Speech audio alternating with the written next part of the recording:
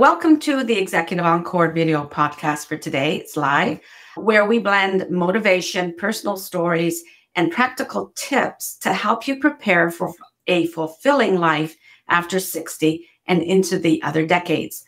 I'm your host, Patricia Muir, and today we're going on a journey through the realms of fitness consistency and the thrilling twist of adventure that lights up our path to longevity and vitality. My introduction for today: if you find it difficult to stick to a fitness routine or are searching for that spark to make fitness fun again and an awe-inspiring habit rather than a chore, this is the video podcast for you today. I'm pleased to introduce a very special guest, Kelly Howard, a woman who is a testament to the power of consistency and adventure in crafting a fulfilling and active life as we live longer. Kelly is a fitness consistency expert who believes fitness should be an adventure, and I can't agree more. I remember when I had adventures that they were so much more fun than just being on a treadmill, that's for sure. Kelly is the author of Fit, F-I-T, Active and Ageless for Life, a champion for helping women find joy in movement while challenging themselves in meaningful ways.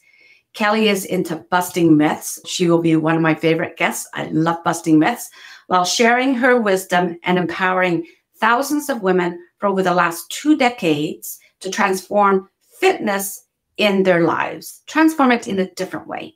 Stay to the end and learn about a special call to action that Kelly has and a special gift to inspire you to be active and ageless in your life.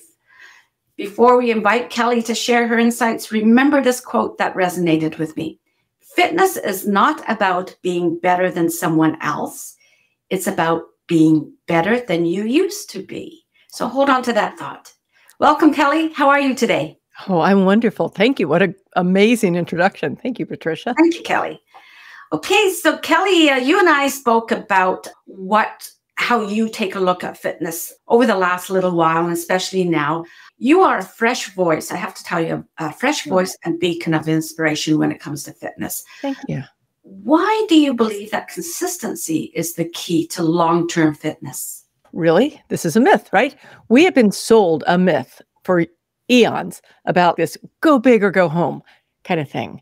And that doesn't get us where we need to be. And to be 1,000% honest, I used to do the same thing. I used to be like, start strong, blah, blah, blah. And all of a sudden one day I was like, you know what? That's not real. What's real is finding consistent steps that you can do, or let's say small steps that you can do like day in, day out. And that's where the magic happens.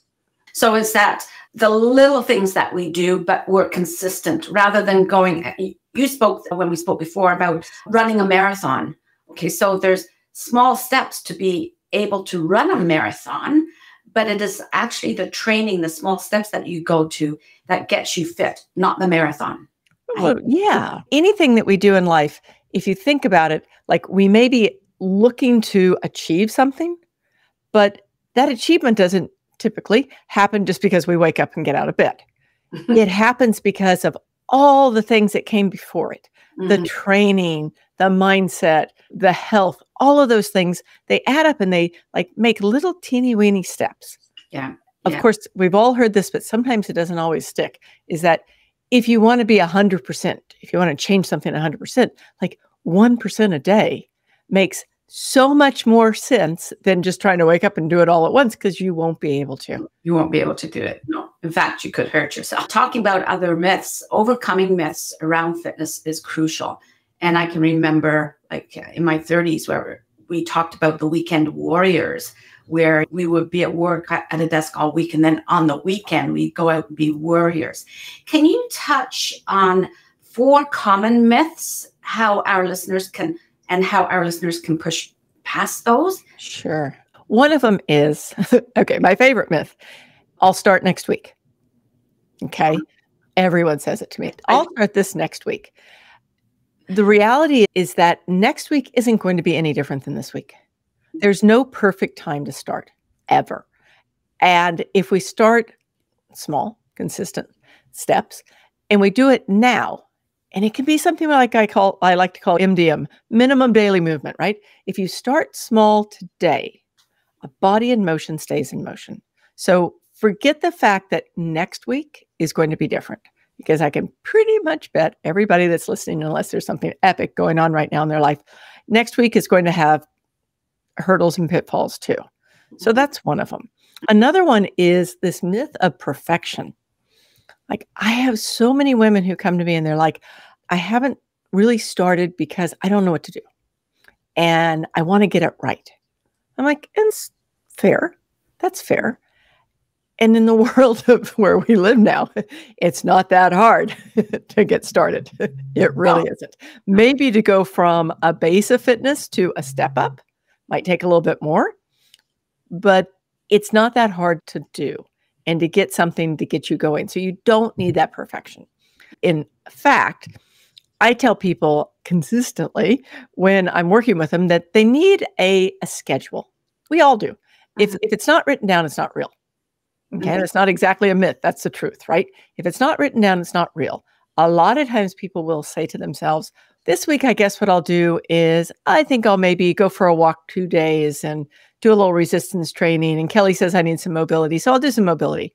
That's not a workout. Yeah. That's a hope plan, right? And so instead of that, you actually take those and you write them down. Then you tell yourself, okay, I've got this plan. And in this plan, over this next week, I am going to hit 80% of this. And that is, if you're just striving there 100% every time, you're back to perfection. You go for that 80%, try and reach 90%. If you hit 100%, that's great. If you're hitting 100% every week, you're probably not trying hard enough. Okay. So, yeah.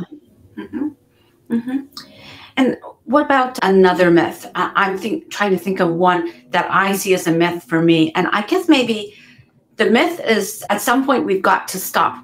I'll tell you where this came in for me is I was a runner only for about 5 or 6 years, but I loved it. I just absolutely loved it. And my doctor told me at one time, and I guess I would have been in my 50s, she says, you've got to stop running. Doctor tells you, you got to stop running. And I said, what am I going to do then because that's what I loved, right? And I think that's what you say, do what you love as well, like adventure, whatever, hiking. But she said, just start to walk. And walking. It is not a myth that just walking can be boring sometimes. Yeah, because I needed something where mentally and emotionally, I was kicking up my life a little bit. And walking doesn't do that. Walking is good for a lot of things like stabilizing and balance and things like that. It's also good for I feel walking with someone else. Like over the years of the pandemic, my son and I walked every week. It was our way of getting together outside and walking. So there was a lot going on there mentally, emotionally, and physically as well. So running, I like to do solo. So I'll get back to the myth. Sorry about that. The myth is that certain exercises are not good for you at certain times of your life. Okay. Right. So I'm going to say something so wrong, and I have no letters behind my name, but I'm just going to say it. Sometimes doctors don't know everything. Okay. So the myth is, do doctors know everything? And there's 2 myths here, right? Maybe they do. Maybe they don't. But if your body isn't exhibiting all the issues and that show that you're breaking down, then oftentimes I encourage the people that I work with to think about, how else can I do this? Okay. And I'm just going to dive into, Kelly's not a doctor, but I'll just say, how else can I do this? One thing is that if you love running, like this is your love, and you're not really having terrible issues, but you've just been told that this might not be the best thing for you, then there's a couple of things you could do. One is you could switch over to trail running. A whole lot easier on your body. A whole lot more body comes into that. The other thing is you go to physical therapy and you just see, are there things that are wrong with me? Or are there things in my body that are changing so that I can't ever do the thing I love? Because I hate to hear that somebody can't do what they love. Mm-hmm. But the flip side of it is, let's say that it's true. Maybe your knees are like, oh my gosh, I'm at that point where my knees are just not going to do this. Fine. Then it's a myth. Sorry, but the truth is, it's a myth to runners that running is the only thing.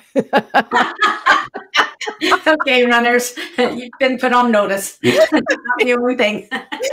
It is. It is. I'm sorry. There are other things. So you have to go, all right, if you really can't do this, like this is like body cannot do this, then what can your body do?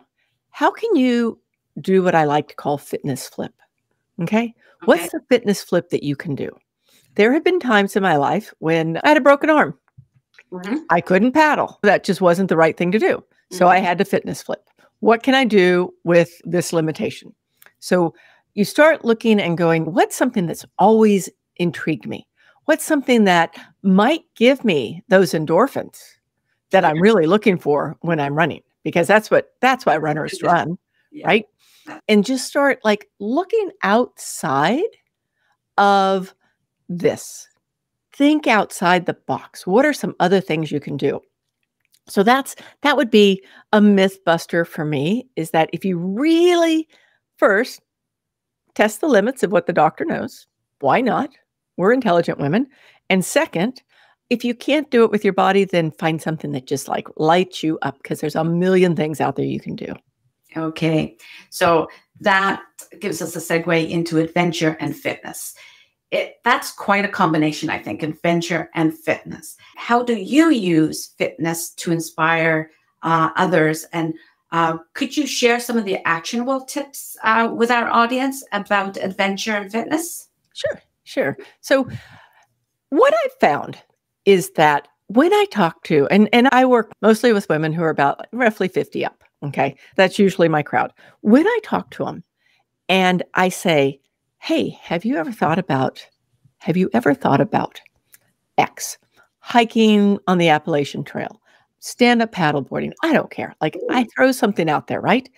And there's this like spark that happens. And the spark is, oh yeah, I would love to be able to do that. But is always some form of, I'm probably not the right age for this, or I'm afraid that I'm going to hold people back, or I don't want to be that person that can't keep up. And if you think about it, a lot of our lives, we've been like, if you can't keep up, then just don't play. Oh dear. Yeah. Right? Yeah. And in my world, it's if you can't keep up, then let's figure out how to get you to the point where it's going to work. Okay. Yeah. So like when I lead an adventure, we always have different levels of fitness, women in different states. Okay. And we train for it. So I can talk to that in just a second. Everybody's in a little different place. I put these together where everybody can play on the same trails and the same water and whatever it is to a certain point. And then there's this point where maybe some people want to pull back and some people want to push out. So that's okay.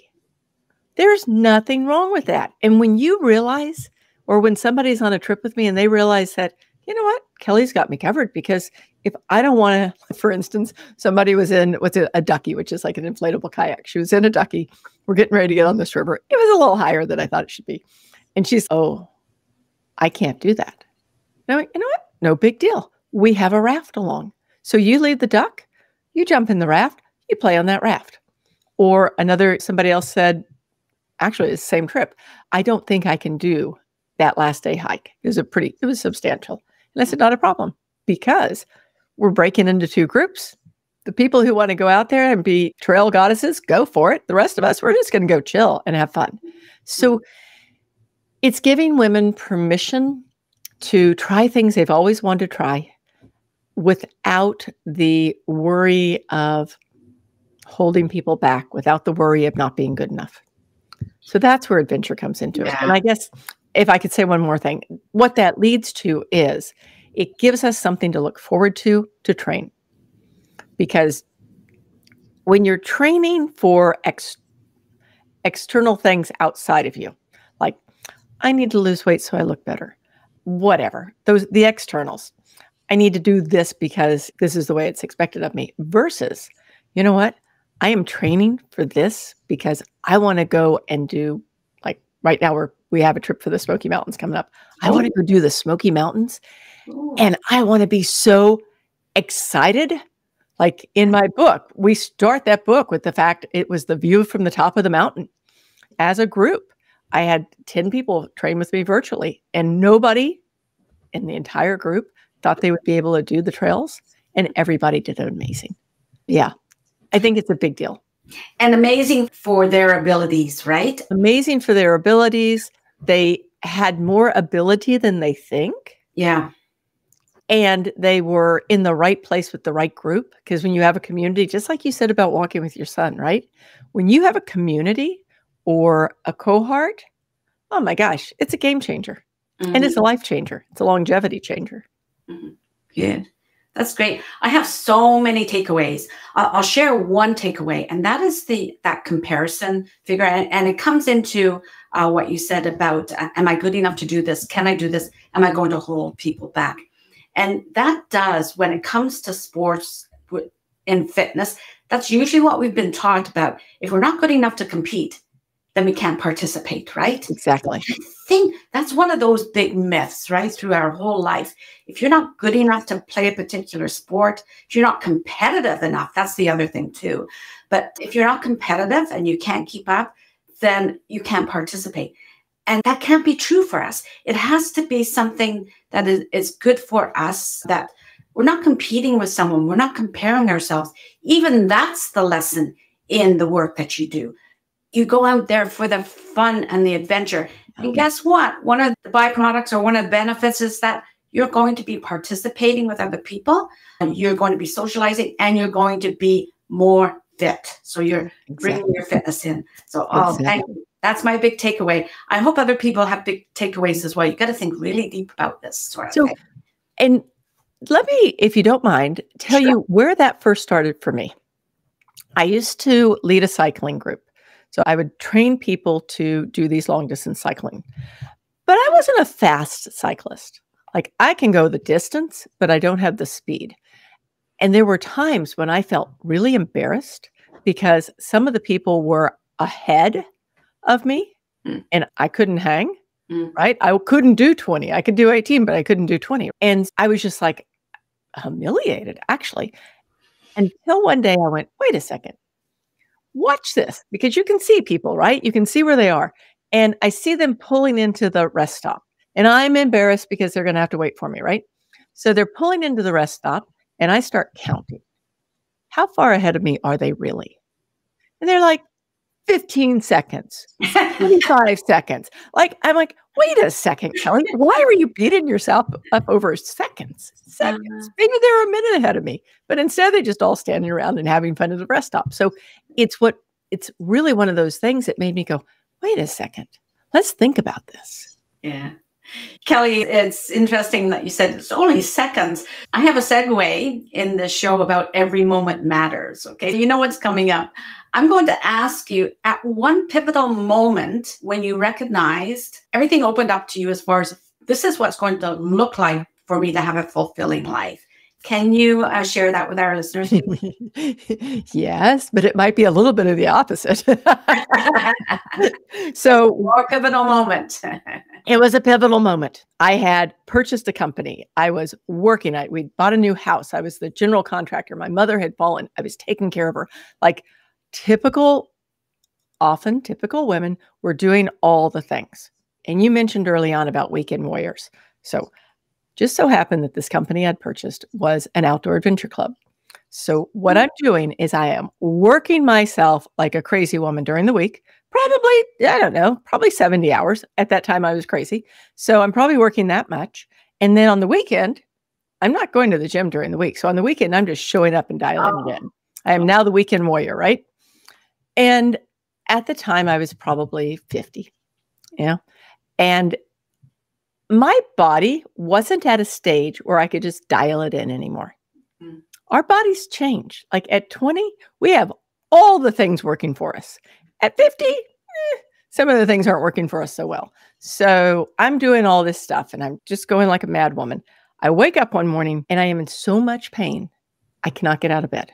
Oh. I literally crawl to the bathroom. I crawl back to bed and I'm thinking, oh gosh, I'm Googling hypochondriacs.com. Am I dying? I'm looking for all the things wrong. Where in the back of my head, I know exactly what it is. It is the fact that I haven't been taking care of my body. I've been waiting for it to just show up and go big or go home, all of those things. And it was a pivotal moment because at that moment when I finally and I think about it and I'm thinking, all my friends are doing this. We're all doing this. And we think that our bodies are just going to stick together for the rest of our lives. And that was the biggest change for me because that's when I went, okay, pull it back. Forget all this malarkey you've been telling yourself for years. Give your body what it needs. It didn't mean that I didn't play hard because I still play hard right now. But it meant that I needed to start doing some mobility, maybe bringing in some supplements, sleeping better, caring for myself, reducing the stress, all of those things.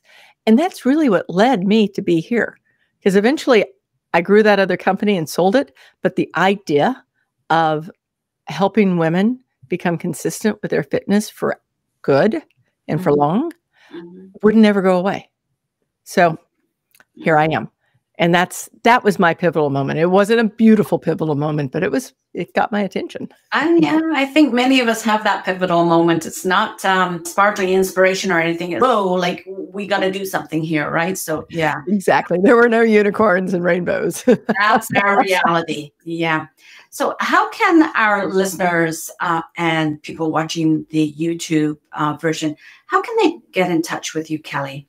So the easiest way is my website, which is simply fitisfreedom.com. That's fit, F-I-T, is freedom.com. And you can find me there. You can find the socials there. You can find everything there. Good, good. And of course, that'll be in the show notes. Actually, there'll be more in the show notes as well. But for people who are listening, you might want to keep that in your mind. And also, I'm thankful for those of you who have kept listening or kept watching to the very end, because now Kelly's going to tell you about a special gift that she has for you for joining the podcast today. Kelly, do you want to go ahead with that? So yeah, my job is to reach as many women as possible. And I truly appreciate you having me here. And when we were first talking, I thought, what can I do to help your audience or to support your audience? So my book, if you would like a free copy, the link will be in the show notes. But I can also tell you it's nothing more than my URL and ebook-free. It is an electronic version of the book, so you can download it immediately. Once you download it, you can you'll see there's a place for bonuses. You can grab my quiz, and the quiz will actually give you a suggested workout plan based on where you are today. So going back to the very beginning where I said a lot of people don't know where to start, this gives you exactly where to start, what to do, and how much to do. That's great, Kelly. Thank you. Yeah. So that's fitisfreedom.com/ebook-free. Could it also be in the show notes? Thank you, Kelly. Is there anything else before I do a wrap? I just want to say that it is never too late for us to start. It is never too late for us to start. And you need to start as soon as you can. Yes. That is imperative because the sooner you start, and when I say start, I'm talking about the sooner you start getting fit and focusing on your fitness, the quicker you're going to see the results and see your life change. Yeah. Yeah. Like today, not next week, right? Don't forget next week. Okay. Thank you to my incredible audience and to Kelly's amazing followers. Sorry about that, Kelly. I'll answer to most anything. Okay. Every step in our fitness path writes a new chapter in our story, which I just love. Whether it's finding the courage to hike a new trail or the rush of joining a community workout class or a community walk or a community run, every challenge you overcome is like a plot twist in our own adventurous tale. So I love that. Remember that your fitness adventure is not just a quest for physical strength. Many of us, that's what we want as we live longer, but it's also a voyage towards self-trust, which I write about all the time, and resilience, and that unshakable sense of self-empowerment. So everyone, please join me live or on the replays as I share conversations with other inspiring women like Kelly and other thought leaders. We'll explore the secrets to personal and professional fulfillment. And I invite you to be a guest on my show. No matter what your age, no matter what your gender, men are welcome, everyone's welcome, or whatever your perspective is on well-being and fulfillment. We want to share that. As Kelly said right at the beginning, we need to share this information with everyone. So you can visit my website at patriciamuir.com, read my Encore weekly blog, and on LinkedIn, it's also on LinkedIn, and subscribe to my newsletter. I often refer to my guest insights, just like Kelly's, because our ability to share and receive wisdom is crucial to navigating sometimes the chaos and sometimes the unexpected, but always things to look forward to in stabilizing our life to focus on fulfillment and self-actualization. Thank you and have a wonderful day.